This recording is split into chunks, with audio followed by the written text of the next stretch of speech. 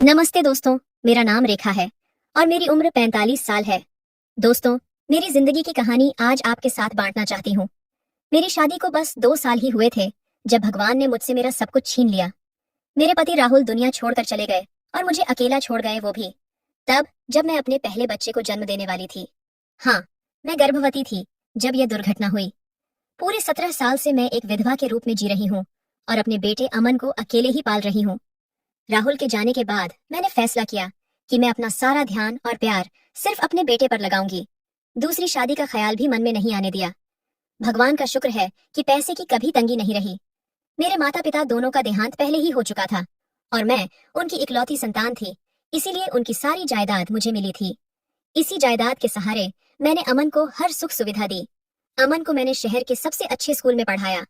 हर गर्मी की छुट्टियों में हम अलग अलग जगहों पर घूमने जाते, कभी हिमाचल की पहाड़ियों पर, कभी गोवा के समुद्र तट पर और कभी केरल के हरे भरे नजारों के बीच। हमारी जिंदगी में खुशियों की कमी नहीं थी। अमन हंसता था तो मुझे लगता था पूरी दुनिया मेरी मुट्ठी में है। इन सालों में मैंने खुद को बिल्कुल भुला दिया था। भूल गई थी कि मैं भी एक इंसान हूँ, मेरी भी कुछ ख्वाहिशें हैं। मेरा भी हक है प्यार पाने का।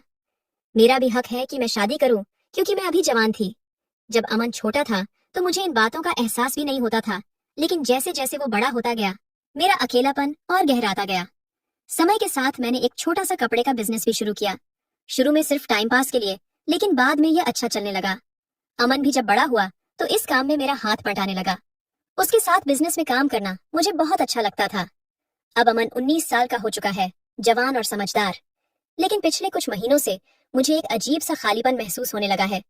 जब अमन अपने दोस्तों के साथ घूमने जाता है तो ये बड़ी हवेली खाली खाली और सुनसान लगती है। रात को अकेले बिस्तर पर लेटकर सोचती हूँ कि क्या मेरी जिंदगी में सिर्फ अमन ही सब कुछ है? क्या मुझे एक और मौका नहीं मिल सकता? पिछले कुछ दिनों से कई रिश्ते आ रहे हैं मेरे परिचितों के जरिए। एक दो तो ऐसे भी थे जिन्होंने मुझे अच्छा लगा, लेकिन मेरा डर था कि अमन इस बारे में क्या सोचेगा। आखिर उसने अपने पूरे जीवन में मुझे सिर्फ अपनी माँ के रूप में देखा है, किसी और के साथ नहीं। फिर एक दिन हिम्मत जुटाकर मैंने अमन से बात करने का फैसला किया। वो अपने कमरे में पढ़ाई कर रहा था। फिर मैंने पूछा, अमन बेटा, क्या तुम्हारे पास थोड़ा वक्त है? हाँ माँ, बोलो ना, उसने अपनी किताब से नजरें हटाते हुए कहा। मैंने गहरी सांस ली और बोली, देखो बेटा, तुम अब बड़े हो गए हो।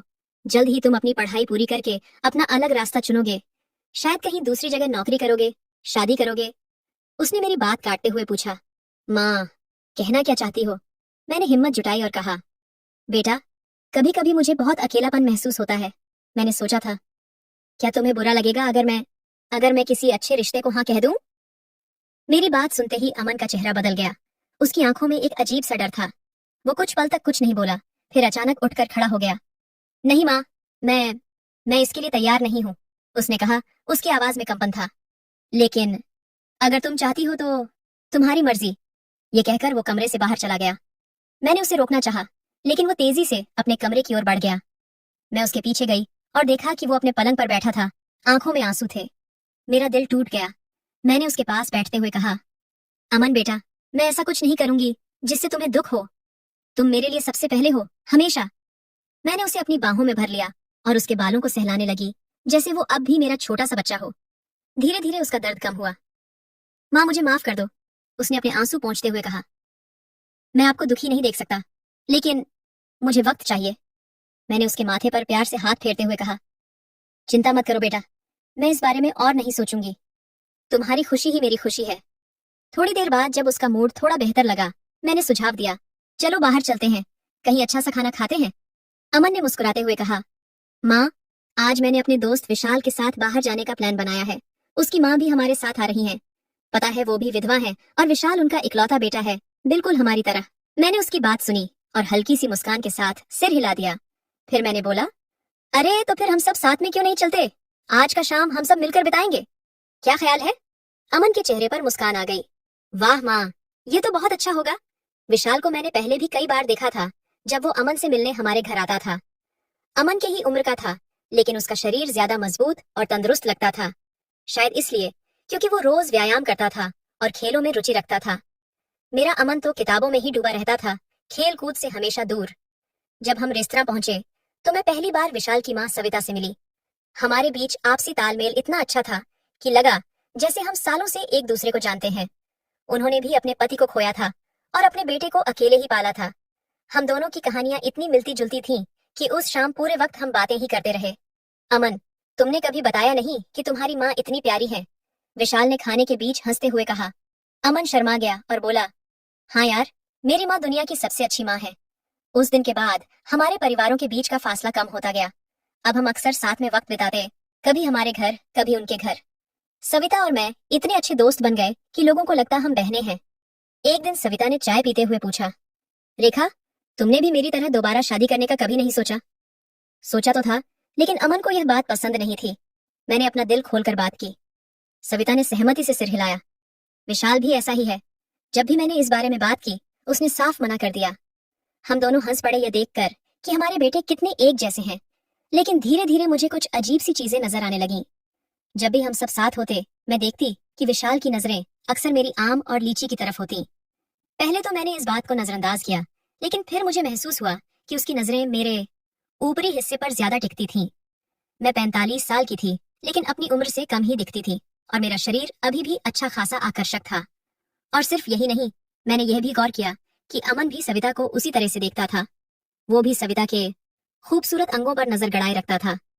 सविता भी अपनी उम्र के हिसाब से बहुत आकर्षक थी।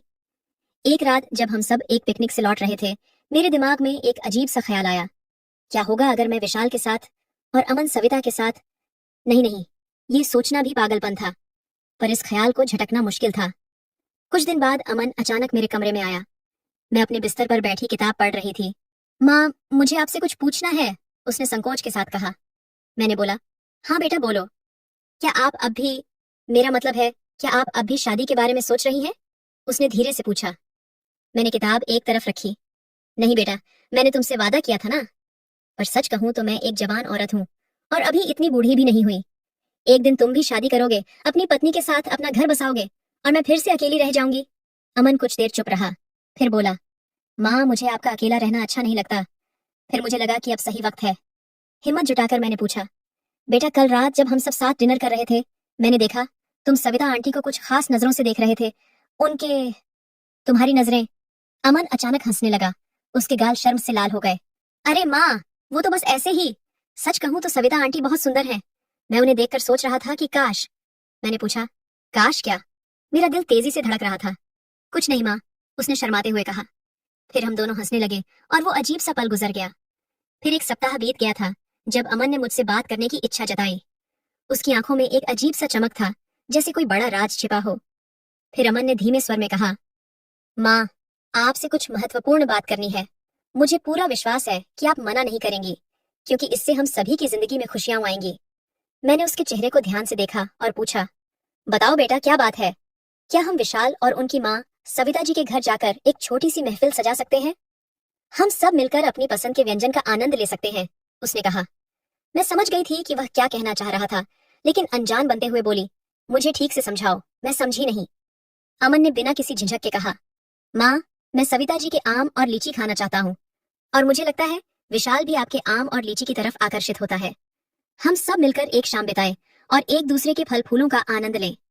मैंने अनिच्छा दिखाते हुए चेहरे पर हैरानी के भाव लाए और सोचा, ये कैसी बातें कर रहा है मेरा बेटा। फिर भी न जाने क्यों मेरे मुंह से निकला, ठीक है बेटा, मैं तैयार हूँ। हम सब वाकई अब एक परिवार जैसे ही हैं, इसमें चिंता की कोई बात नहीं। अमन ने तुरंत इस मिलन समारोह की तैयारियां शुरू कर दी। उसने विशाल और सविता को बार बार हमारे घर आने का निमंत्रण दिया। हालांकि वे इस योजना से अनभिज्ञ थे, पर मुझे लगता था कि अमन और विशाल ने पहले से ही सब कुछ तय कर लिया था। वे दोनों एक दूसरे के मन की बातें जानते थे। मैं देख रही थी कि विशाल अब मुझे और अधिक प्यार भरी नजरों से देखने लगा था और अमन भी सविता की ओर विशेष रुचि दिखा रहा था। मैं अनिश्चितता में थी कि यह सब कैसे होगा। फिर एक शाम जब वे हमारे घर आए, मैं अपने कमरे में कुछ लाने गई, तभी अमन और विशाल मेरे पीछे आए। अमन ने विशाल को वहीं छोड़कर बाहर चला गया। मैं समझ गई कि यह एक नई शुरुआत थी। विशाल ने धीरे धीरे मेरे करीब आकर अपनी भावनाओं को व्यक्त किया। हम दोनों एक दूसरे में ऐसे खो गए जैसे पहली बार प्यार हो गया हो। उसने मेरे आम और लीची का स्वाद बड़े प्रेम से लिया। मुझे पता था कि उसी समय अमन भी दूसरे कमरे में सविता के साथ था। लगभग 1 घंटे बाद मैंने विशाल से कहा, चलो, अकेले में अच्छा नहीं लग रहा, उन दोनों के पास चलते हैं। हम सब एक ही कमरे में आ गए। अब विशाल मेरे आम और लीची का आनंद ले रहा था, जैसे वह वर्षों से भूखा हो। उधर अमन भी सविता के आम और लीची का आनंद ले रहा था। हमने उस रात अलग अलग जोड़ों में ही समय बिताया, मैं विशाल के साथ और सविता अमन के साथ। वह रात हमारे लिए अद्भुत थी, जैसी हमने कभी अनुभव नहीं की थी। उस रात के बाद वे हमारे घर आकर रहने लगे। हमने एक व्यवस्था बनाई, 1 सप्ताह हम उनके घर रहते और फिर वे 1 सप्ताह हमारे घर पर। हम एक परिवार की तरह रहने लगे। मेरे जीवन में फिर से रोमांच और सुंदरता लौट आई। जो कमी वर्षों से महसूस हो रही थी वह अब भर गई थी। मैं बेहद खुश थी, लेकिन तभी एक बड़ी समस्या सामने आई। मैं विशाल के साथ इतनी खो गई कि गर्भवती हो गई। अब मैं उलझन में थी कि क्या करूं। मैंने हर संभव उपाय के बारे में सोचा, लेकिन कोई समाधान नहीं मिला।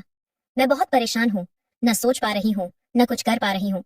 क्या आप मुझे बताएंगे कि मैं इस परिस्थिति से कैसे निपटूं? मुझे क्या करना चाहिए? तो दोस्तों, यह थी मेरी आज की कहानी। आपको कैसी लगी? कृपया अपने विचार कमेंट में जरूर बताएं। अगर पसंद आई हो तो लाइक और शेयर करें। ऐसी ही रोचक कहानियों के लिए हमारे चैनल को सब्सक्राइब करना न भूलें और बेल आइकन दबाना न भूलें, ताकि आप कोई भी कहानी मिस न करें। धन्यवाद।